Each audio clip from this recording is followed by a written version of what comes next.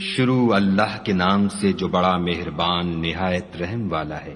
نون قلم کی اور جو اہل قلم لکھتے ہیں اس کی قسم کہ اے محمد صلی اللہ علیہ وآلہ وسلم تم اپنے پروردگار کے فضل سے دیوانے نہیں ہو، اور تمہارے لیے بے انتہا اجر ہے، اور تمہارے اخلاق بڑے عالی ہیں۔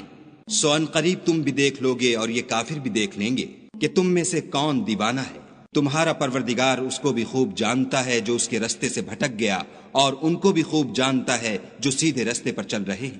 تو تم جھٹلانے والوں کا کہا نہ ماننا۔ یہ لوگ چاہتے ہیں کہ تم نرمی اختیار کرو تو یہ بھی نرم ہو جائیں، اور کسی ایسے شخص کے کہے میں نہ آ جانا جو بہت قسمیں کھانے والا ذلیل اوقات ہے، طعن آمیز اشارتیں کرنے والا، چغلیاں لیے پھرنے والا، مال میں بخل کرنے والا، حد سے بڑھا ہوا بدکار، سخت خو اور اس کے علاوہ بدذات ہے، اس سبب سے کہ مال اور بیٹے رکھتا ہے۔ جب اس کو ہماری آیتیں پڑھ کر سنائی جاتی ہیں تو کہتا ہے کہ یہ اگلے لوگوں کے افسانے ہیں، ہم ان قریب اس کی ناک پر داغ لگائیں گے۔ ہم نے ان لوگوں کی اسی طرح آزمائش کی ہے جس طرح باغ والوں کی آزمائش کی تھی، جب انہوں نے قسمیں کھا کھا کر کہا کہ صبح ہوتے ہوتے ہم اس کا میوہ توڑ لیں گے، اور انشاءاللہ نہ کہا۔ سو وہ ابھی سو ہی رہے تھے کہ تمہارے پروردگار کی طرف سے راتوں رات اس پر ایک آفت پھر گئی، تو وہ ایسا ہو گیا جیسے کٹی ہوئی کھیتی۔ جب صبح ہوئی تو وہ لوگ ایک دوسرے کو پکارنے لگے کہ اگر تم کو کاٹنا ہے تو اپنی کھیتی پر سویرے ہی جا پہنچو۔ تو وہ چل پڑے اور آپس میں چپکے چپکے کہتے جاتے تھے کہ آج یہاں تمہارے پاس کوئی فقیر نہ آنے پائے، اور کوشش کے ساتھ سویرے ہی جا پہنچے، گویا کھیتی پر قادر ہیں۔ جب باغ کو دیکھا تو ویران، کہنے لگے کہ ہم رستہ بھول گئے ہیں، نہیں بلکہ ہم برگشتہ بخت بے نصیب ہیں۔ ایک جو ان میں فرزانہ تھا بولا، کیا میں نے تم سے نہیں کہا تھا کہ تم تسبیح کیوں نہیں کرتے؟ تب وہ کہنے لگے کہ ہمارا پروردگار پاک ہے، بے شک ہم ہی قصوروار تھے۔ پھر لگے ایک دوسرے کو رو در رو ملامت کرنے، کہنے لگے ہائے شامت، ہم ہی حد سے بڑھ گئے تھے۔ امید ہے کہ ہمارا پروردگار اس کے بدلے میں ہمیں اس سے بہتر باغ عنایت کرے۔ ہم اپنے پروردگار کی طرف رجوع لاتے ہیں۔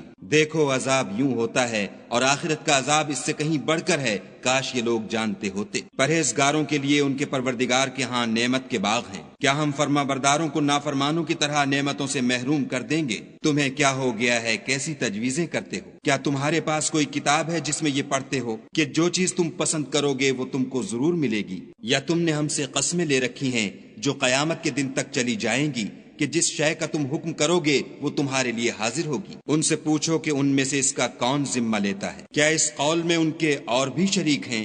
اگر یہ سچے ہیں تو اپنے شریکوں کو لا سامنے کریں۔ جس دن پنڈلی سے کپڑا اٹھا دیا جائے گا اور کفار سجدے کے لیے بلائے جائیں گے تو وہ سجدہ نہ کر سکیں گے، ان کی آنکھیں جھکی ہوئی ہوں گی اور ان پر ذلت چھا رہی ہوگی، حالانکہ پہلے اس وقت سجدے کے لیے بلائے جاتے تھے جبکہ صحیح و سالم تھے۔ تو مجھ کو اس کلام کے جھٹلانے والوں سے سمجھ لینے دو، ہم ان کو آہستہ آہستہ ایسے طریق سے پکڑیں گے کہ ان کو خبر بھی نہ ہوگی، اور میں ان کو مہلت دیے جاتا ہوں، میری تدبیر قوی ہے۔ کیا تم ان سے کچھ اجر مانگتے ہو کہ ان پر تاوان کا بوجھ پڑ رہا ہے، یا ان کے پاس غیب کی خبر ہے کہ اسے لکھے جاتے ہیں؟ تو اپنے پروردگار کے حکم کے انتظار میں صبر کیے رہو، اور مچھلی کا لقمہ ہونے والے یونس کی طرح نہ ہونا کہ انہوں نے خدا کو پکارا اور وہ غم و غصے میں بھرے ہوئے تھے۔ اگر تمہارے پروردگار کی مہربانی ان کی یاوری نہ کرتی تو وہ چٹیل میدان میں ڈال دیے جاتے اور ان کا حال ابتر ہو جاتا۔ پھر پروردگار نے ان کو برگزیدہ کر کے نیکوکاروں میں کر لیا، اور کافر جب یہ نصیحت کی کتاب سنتے ہیں تو یوں لگتے ہیں کہ تم کو اپنی نگاہوں سے پھسلا دیں گے، اور کہتے ہیں کہ یہ تو دیوانہ ہے۔ اور لوگو، یہ قرآن اہل عالم کے لیے نصیحت ہے۔